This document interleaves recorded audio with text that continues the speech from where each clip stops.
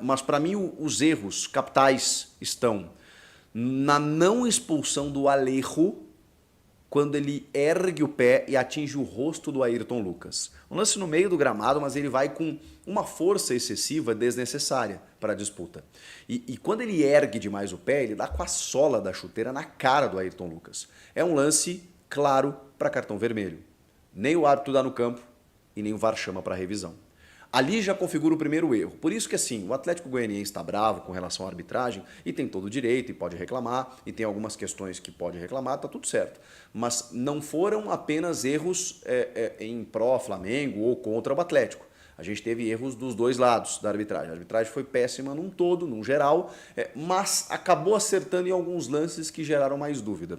Eu vou chegar lá. Esse, para mim, é o primeiro grande erro da arbitragem, a pesada no rosto do Alejo no Ayrton Lucas, o que mereceria um cartão vermelho, e esse lance é no primeiro tempo. Bom, aí tem, na ordem cronológica, a expulsão do Alex Vinícius, né, quando o Pedro ele arranca, passa pelo último defensor até aquele momento, sofre a falta, e aí chega o Maguinho, né, defensor do Atlético Goianiense por ali, e o árbitro opta pela expulsão. É um lance polêmico, eu acho que é discutível, porque a gente tem os chamados 4Ds, né, que é a distância do gol, a direção do jogador em relação ao gol, o domínio que ele tem da bola e também o posicionamento dos defensores.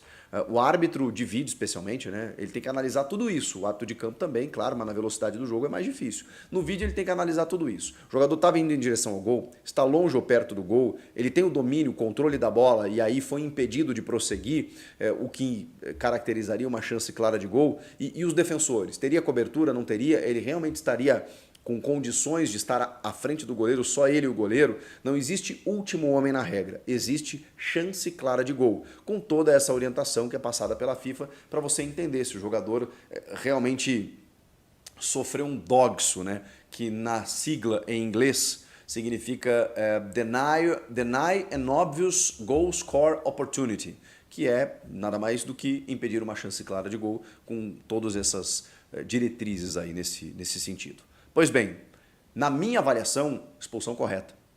Porque o Pedro dá o tapa na frente, sofre a falta e o Maguinho, ele chega só depois que o Pedro acaba caindo. Então, se o Pedro dá o tapa e segue e não sofre a falta, era ele o goleiro. Simples assim. Ele está com o domínio da bola, ele está, se não na entrada da área, mas um pouco atrás, ali na intermediária, não tem defensor. O Maguinho não chegaria. Bom, eu não sei se não chegaria. O fato é que ele não está ali para fazer a cobertura e não dá para saber se ele chegaria ou não. O fato é que o Pedro, dando tapa na frente, chegaria na frente do goleiro. Portanto, para mim, a expulsão é correta. Tá? Tem gente que entende que ele não estava com o domínio completo, tem gente que entende que o Maguinho chegaria na bola, tem gente que entende que ele está longe do gol, tá tudo certo. Na minha avaliação, a expulsão foi correta. Bom, aí nós tivemos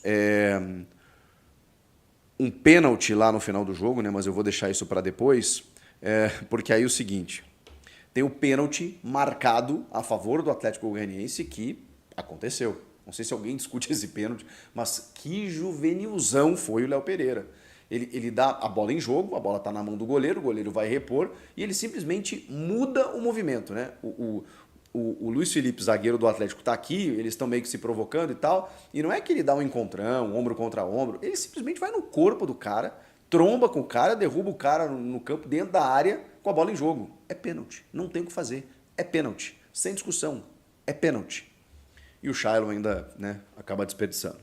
E aí a gente tem, obviamente, um combo de situações em que a arbitragem interferiu que geraram toda essa reclamação do Atlético Goianiense. Porque aos 37 minutos nós tivemos o gol anulado por parte do Atlético. O gol que daria a vitória para o Atlético ali. Então, você vê que também tem esse ingrediente emocional ali. O Atlético estaria vencendo o jogo do Flamengo em casa, super difícil, o Atlético voltando para a Série A, por um impedimento que eu confesso para vocês que aí é aquele momento que ou a gente confia na tecnologia ou, sei lá, ou a gente se abraça reclamando, porque o Emiliano Rodrigues, né, não é o Martínez é outro jogador. O Emiliano Rodrigues, quando ele vai para a disputa da bola, antes da bola sobrar para o Baralhas fazer o gol, ele tá, cara, tem jogadores mais à frente do que ele. Então ele vem de trás. Só que tem um jogadorzinho do Flamengo ali que, cara,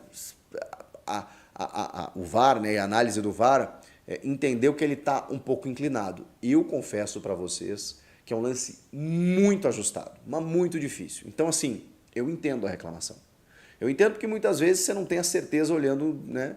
E aí, claro, né, cada um puxa para o seu lado, né? Provavelmente os atleticanos estão achando que foram prejudicados, os flamenguistas estão entendendo como impedimento claro e óbvio, mas eu confesso que eu fiquei na dúvida, tá?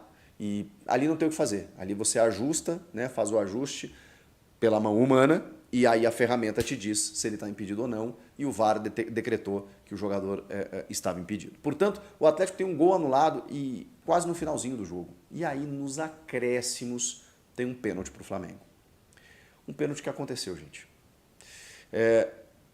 Eu sei que tem interpretações de que o jogador não pode saltar sem os braços, de que ele saltou para buscar o equilíbrio lá em cima, mas isso tudo independe. Porque a gente não está falando de um choque normal. Nós estamos falando de um jogador que ele não salta com aquele braço de asa assim, sabe, para poder cabecear, ele estende o movimento. É um braço quase que na horizontal.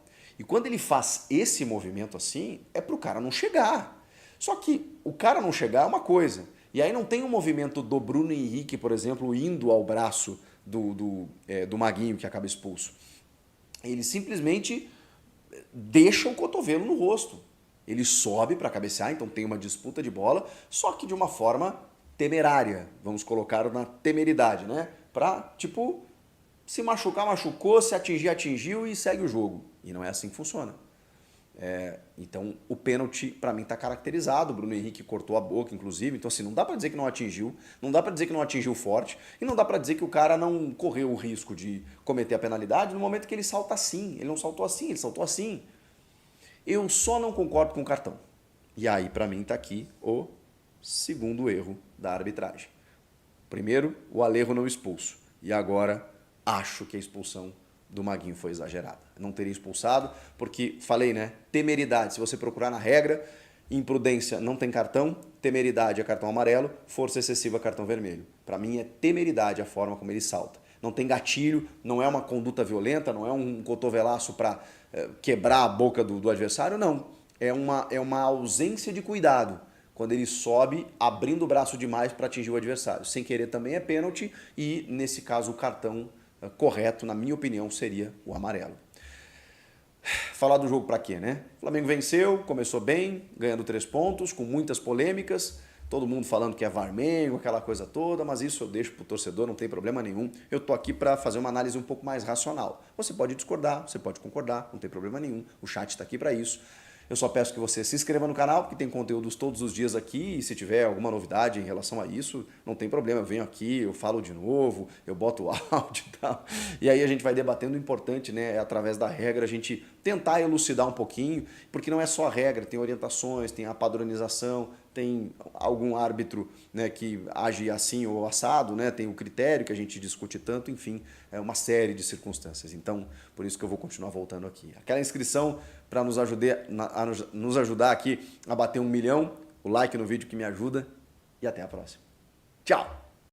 Salve, salve galera, chegando agora mais um vídeo aqui no nosso canal. Vamos trazer aqui as últimas informações do Flamengo, como também a análise da partida de ontem entre Flamengo e Atlético Goianiense. Muitas polêmicas, né? Inclusive, vamos trazer nossa opinião a respeito desse jogo. Flamengo flerta com primeira derrota e precisa saber que jogar com um a mais é uma vantagem.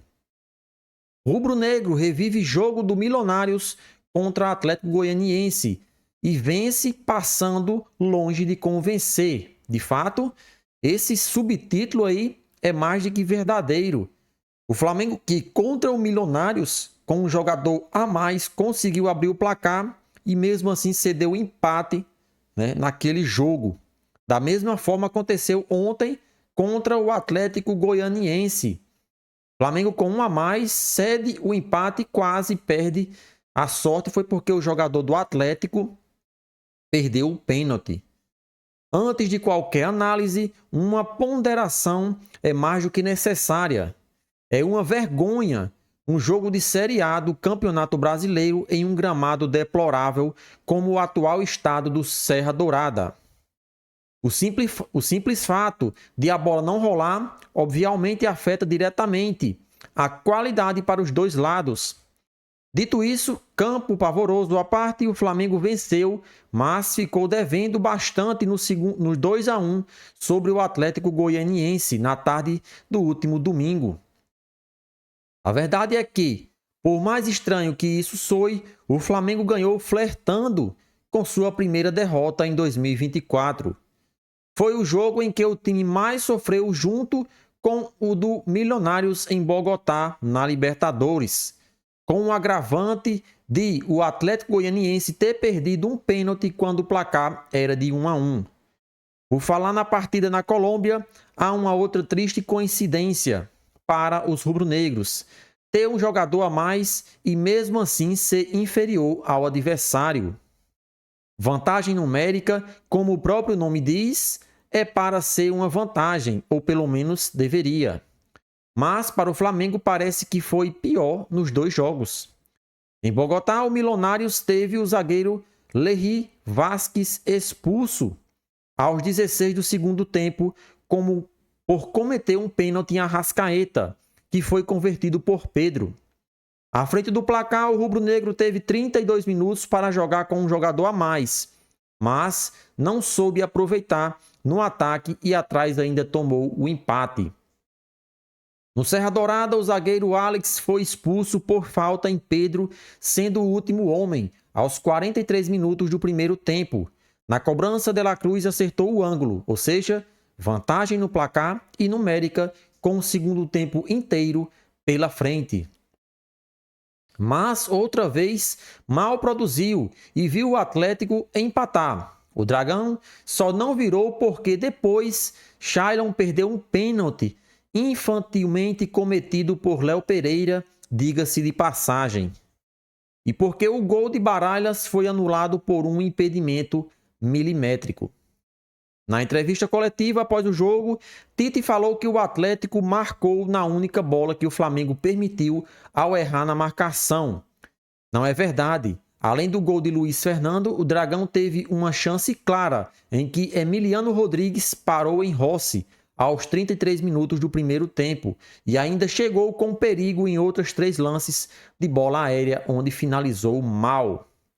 Com apenas 1 minuto de jogo, Alex subiu mais que Léo Pereira após escanteio, mas cabeceou mal por cima do gol.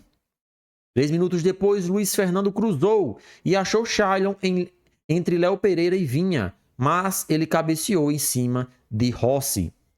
E já no segundo tempo, após novo escanteio, Pedro erra o tempo de bola e Emiliano Rodrigues ganha de Fabrício Bruno no alto, mas cabeceia no meio do gol.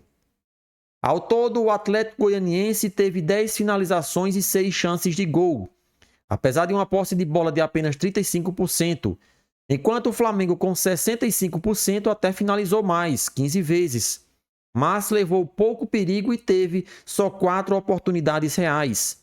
Os 2 gols de bola parada, um lance em que Cebolinha demorou a finalizar e permitiu a chegada do marcador, numa rara jogada trabalhada no primeiro tempo, e o chutaço de Ayrton Lucas no travessão. Das 15 finalizações, 11 foram no segundo tempo, quando o Flamengo teve vantagem numérica e territorial, mas pouco assustou. Com 1-1 no placar, Tite inclusive mostrou uma faceta de ousadia pouco vista, de lançar o time para frente colocando jogadores de ataque no lugar da defesa, Gerson no lugar de Vinha e Carlinhos na vaga de Léo Pereira. Nessa brincadeira, Pulgar virou zagueiro e Luiz Araújo lateral direito. O tudo ou nada, em nenhum momento pareceu que ia achar o segundo gol, até o pênalti em Bruno Henrique aos 51 minutos, que foi convertido pelo artilheiro Pedro. O Flamengo ganhou com mais sorte que juízo, dessa vez, e até o vice-presidente de futebol Marcos Braz admitiu nas redes sociais que foi um resultado melhor que o jogo. Um fator que ajuda a explicar a queda recente de rendimento do time é os rendimentos dos meias, Pulgar, De La Cruz e Arrascaeta, e Arrascaeta formam talvez o melhor meio de campo do Brasil, mas os três vinham mal. No Serra Dourada, só De La Cruz do trio esteve em um bom nível. Além do golaço de falta, Alazico, o uruguaio, ainda foi quem mais desarmou da equipe com 3 roubadas de bola. Portanto, a análise desse jogo é essa. Flamengo, mais uma vez, joga mal, principalmente depois da expulsão do jogador do Atlético Goianiense. Tem que ser ressaltado isso e tem que ser trabalhado. Não é possível que, com um placar aberto e o Flamengo vencendo com um jogador a mais, o nosso Mengão consegue perder essas oportunidades de matar o jogo e levar o empate. Mais um erro, mais uma questão a ser resolvida durante essa semana. Não pode acontecer isso. Faz um gol, tem um jogador a mais, tira um lateral, tira um zagueiro, vai para cima e tenta matar o jogo. O que não pode é o Flamengo sofrer um sufoco contra o Atlético Goianiense com um jogador a mais. Na minha opinião, isso é uma vergonha. Então, vamos torcer que não aconteça mais isso nas partidas. O torcedor rubro-negro já está de orelha em pé e que, se acontecer novamente, vai sim pegar no pé tanto do time como também do treinador, que não tem tido mais questão tática aí quando o Flamengo teve um homem a mais nessas duas partidas, tanto na Libertadores como também no Campeonato Brasileiro. Tirando isso, o mais importante nesse momento foi os 3 pontos, né, que o Flamengo conquistou fora de casa, jogo difícil, gramado ruim. Com tudo adverso, o Flamengo conseguiu 3 pontos, que é o mais importante. Agora é focar na próxima partida. E aí, nação rubro-negro, o que vocês acharam da atuação do Flamengo ontem? Participa e deixa a sua opinião nos comentários.